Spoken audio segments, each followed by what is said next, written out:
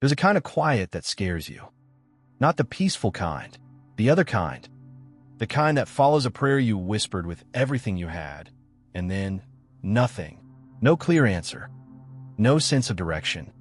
No feeling that anyone heard you at all. You've sat in that silence more times than you'd like to admit, asking the same question into the dark, hoping this time something would shift. It didn't. So you start wondering if the problem is you.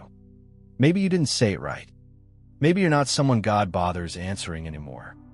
If you're in that kind of quiet right now, I'm not going to rush you out of it. But I'm going to show you something about it you've never considered. Because silence and absence are not the same thing. And what you're about to hear might change how this season feels for good. At first, you told yourself it was temporary. A pause. A delay. Something that would lift in a few days. But days became weeks. Weeks became months. And somewhere in there, you stopped expecting an answer at all. You watch others post their breakthroughs, the healed marriage, the job offer, the diagnosis that came back clear, and something in you tightens. Why them and not me? You start replaying your own life, searching for the offense. The sin you haven't fully let go of. The prayer you said wrong. The faith that wasn't quite enough. Maybe this is punishment. Maybe you're being shut out. So you grow quieter too. Not because you're at peace, but because you've run out of words for a God who doesn't seem to be answering. And underneath it all sits one terrified question. Did I lose him? Here's something worth sitting with.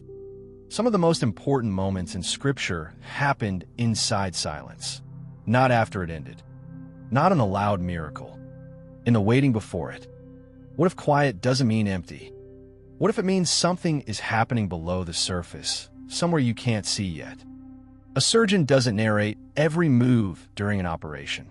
A parent doesn't explain every decision to a child mid-crisis. Not because they've checked out, but because the work itself demands focus, not commentary. Maybe that's closer to what's happening with you. Not abandonment. Concentration. A process too intricate for constant updates. Your silence might not be God turning away. It might be God so absorbed in shaping something in you that words would only interrupt it. That thought alone should loosen something in your chest. Because if that's true, this season isn't proof you've been left. It's proof something is being built. Plant a seed, and for days, nothing happens. No movement. No green breaking the surface. Just dirt sitting there, looking exactly like it did the day before. But underground, everything is happening.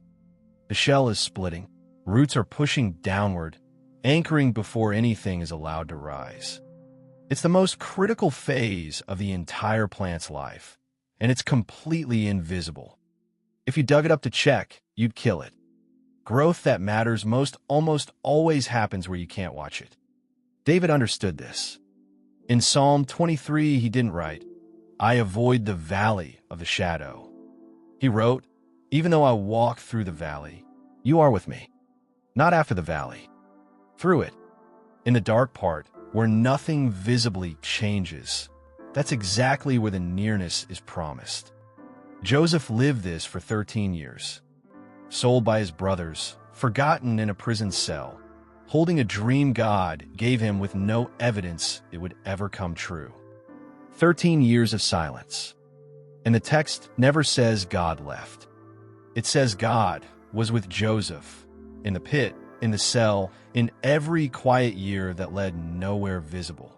The silence wasn't the absence of God's hand. It was God's hand working underground. So here's the lie underneath all of this. That love speaks constantly. That nearness always sounds like something. You've measured God's presence by volume, by how fast the answer came, how clear the sign was, how loud the breakthrough.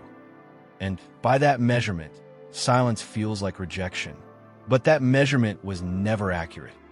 A parent doesn't stop loving a child the moment they go quiet at the hospital bedside, holding a hand, saying nothing because there's nothing to say that would help. The silence, there isn't distance. It's devotion too deep for words. The real problem was never God's quiet.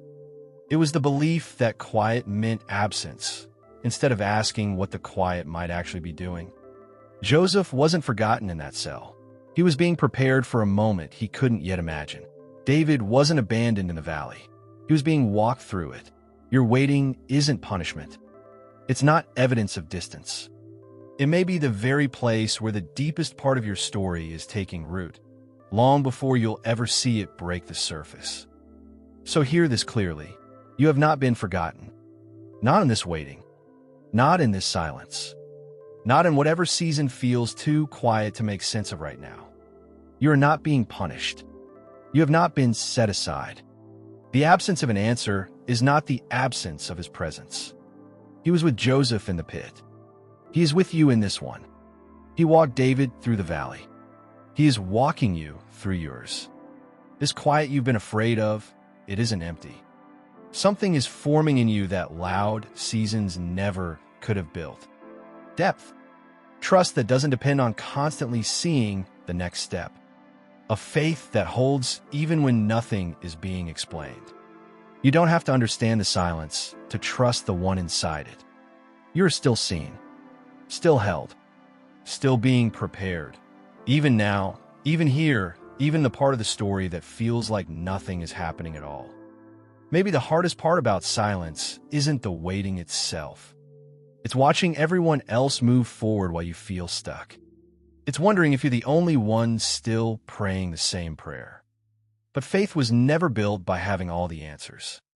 Faith grows when you choose to trust, even when the answers haven't arrived yet. Before you go, do one thing.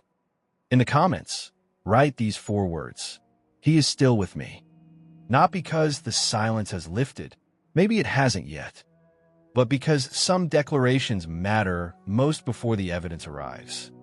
If this found you in the middle of your own quiet season, that wasn't random. Sometimes the answer to a prayer is simply someone telling you, you haven't been left. You haven't. Whatever you're walking through right now, walk through it knowing the silence isn't empty. Something is forming. Something is being prepared. If this helped, send it to someone in their own waiting tonight. And to you, still here at the end, the quiet isn't proof you've been forgotten. It's proof something real is being built in you. For you, right on time.